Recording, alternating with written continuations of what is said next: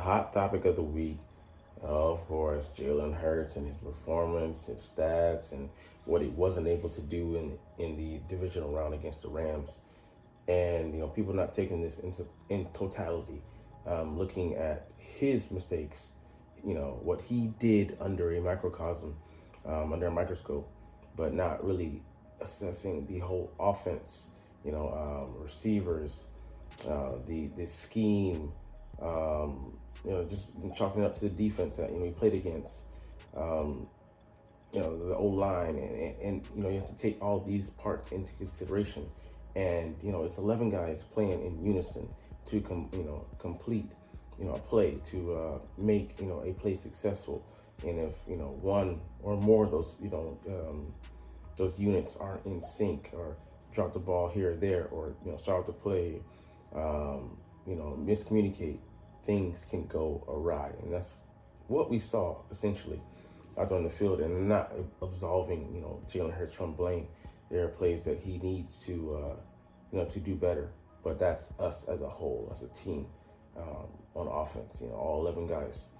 So they're gonna look at the tape and try to fix these things before the NFC Championship game, and hopefully we will have those things addressed and be prepared for the ways that the Commanders are going to try to come at us, because put this out there on tape, Dan Quinn licking his chops saying, hey, we can get after these guys, and we can sway things in our favor. But hopefully we address them head on and get our bugs out of the system, because I do squarely believe that the only team that can beat the Philadelphia Eagles is the Philadelphia Eagles. Anyways, let's get into it. What's up, it's your boy Centron, come back to another analysis video, and kid you not, that's my name. Eagles Rams film review, Saquon Barkley's greatness, passing game struggles, and more on the all 22 tape. So let's get into it here first. So coming out and getting Jalen into rhythm, hitting some easy passes, things like this. Why we couldn't layer it like this throughout the game. I get it, the extenuating circumstances as far as the weather goes, but just some of the play calling, just suspicious. Anyways, let's look at it here. I mean, it just makes it easy. Sending Johnny out to that route, occupying that area of the field, dumps it off on a rollout to Goddard. And we tried to come back to this, later, and then play that got us in trouble. I think we'll look at it on the sack. And, just a dangerous play to put Jalen in. And, we playing to their strengths here, and we played to them a bit too much, the opponent gets used to it, and they anticipate, and that's the worst thing that could happen, because then you have a chance for a dangerous play to happen, the defense to make a play and disrupt things for us on our end. Right, let's see number 2 here, counter bash. I mean, just you can see they're rolling out the red carpet service, led by our left tackle. I mean, he just doesn't have to do much. Jalen makes a D tackle miss. You can see from this angle. Counter, bash. I mean, just lovely. I mean, he shakes off that tackle, and they're preoccupied, can't get to him. And Jordan Mailata's down the field. He doesn't have to do much, but get in the way. And he's so agile, even at 360, plus pounds, that he gets enough of the guy, but not enough to cause a penalty. And thankfully he didn't, because that was a long run that we cashed in, 44-yard run for Jalen. And, I love what he did after. What was that you saying about me? Shut the fuck up. All right, here.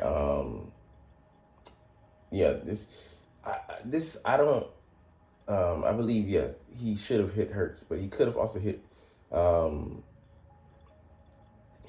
Jahan here. Bam, but that route ain't it ain't up to snuff. So I think that's where Jalen wanted to go. He, had paused because he saw that, the guy was closing in. And, right there, I can't get that, damn, right there.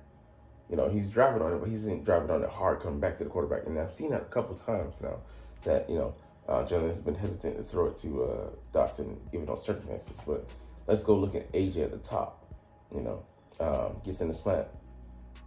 1, 2, 3, bam, you got to hit him right there. Jalen, holds the ball.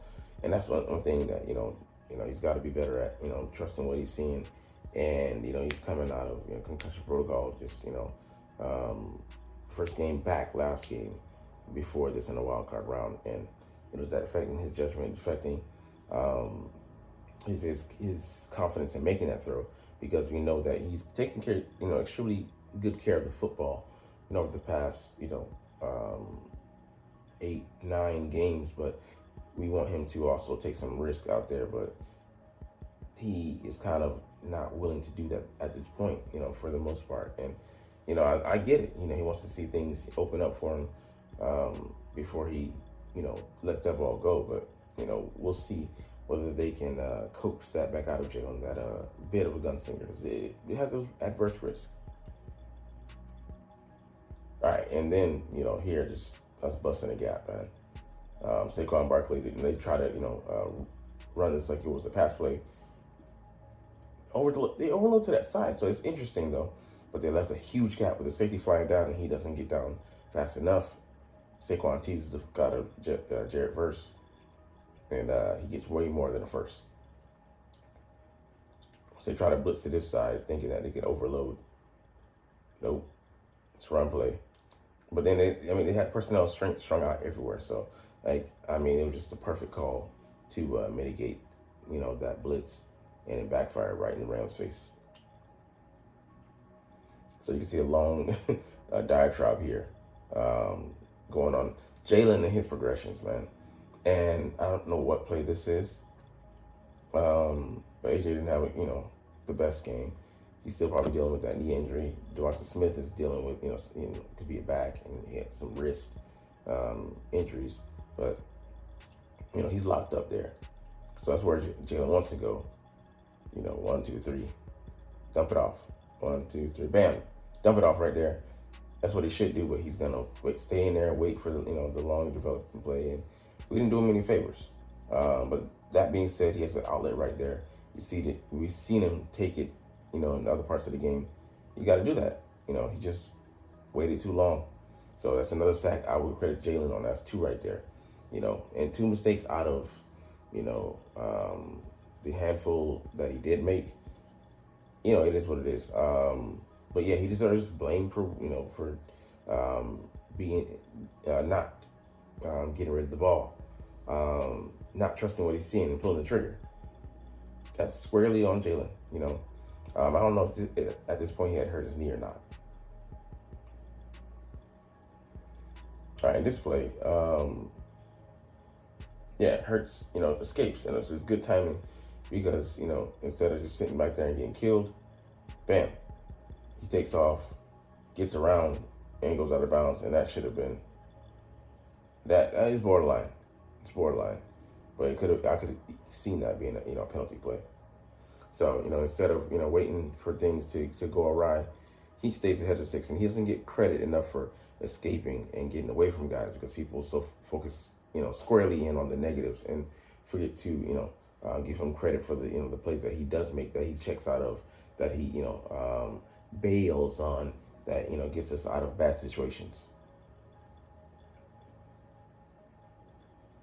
Yeah, man. Too bad age round drops. They happen. But like I said, he doesn't look to be 100%. So I'm not giving him a pass, but I'm saying that just adds, adds context to the conversation. So Jalen, put this out there. Bam, squarely hits him in the hands. He just drops it, And I believe that's due to the weather conditions, being slippery out there. See, Puka Nacua drop, passes. Cooper Kupp drop passes. DBs drop passes out there. They weren't going to get some of them anyway because they're just DBs. But it's the reason they're playing on the defensive side, as people often say. But, let's say 2 or 3 of these passes are made. Jalen's numbers look even better, like 17 to 20 or maybe 18 to 20. And then he, is crossing that 200, yard threshold that people so, are so thirsty about. Right, this one, John Dotson, he missed him. but he doesn't run the route like he wants the football.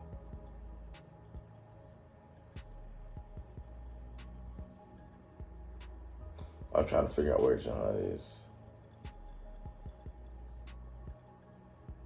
I don't know. He needs to get that. Whoever that was, I can't tell on the tape though. You know, you see some lackadaisical stuff. I mean, that's kind of baked in, you know, whatever. But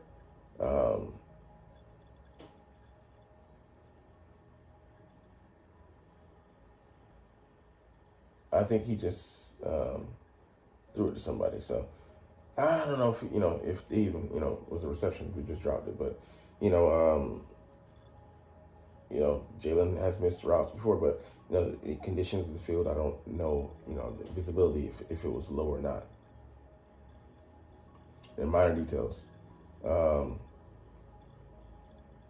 Let's see. Yeah, what's the name? Downfield too fast. He gets out. Golly, man. Mekhi Becton. He needs to hold on because this ends up being a screen pass, I believe. Sets up the screen, gets protection out there. Might be Goddard. He gets down to the 3-yard line, and has to come back. The double whammy. So it's like just we can't stay out of our own way. Taking points off the board. AJ Brown could have been a touchdown. This could have been potentially a touchdown. We believe we have to settle for a field goal, but just that makes a difference in the game. We win by a comfortable margin instead of having to sweat it out at the end of the game. And this is the worst Hurts play. Taking a sack. Here's for me, like, when we say, like, the play was already busted by the time the O-line, Cam Jurgens let, Gallimore. Bam. The play is kind of destroyed there. You can say at the same time Goddard is coming open, but, like, that's just bad timing. Right when he's, there, the guy steps into the throwing lane, and Jalen has nowhere to go. This is after his knees hurt, so he's already compromised, out there. So it's not the same. He can't avoid him. He can't buy extra time. He can't. He doesn't feel confident sitting there and taking a hit. He took a sack, and who knows what happens if he releases that ball. We saw Matt Stafford, get a fumble forced upon him by Nolan Smith. We saw, Kyron Williams running the ball. Jalen just punches the ball out there, I mean, things happen. So the way our defense is playing, I feel confident in them getting, the ball in the Rams offense, getting the ball back and us stopping them, which that's exactly what we did.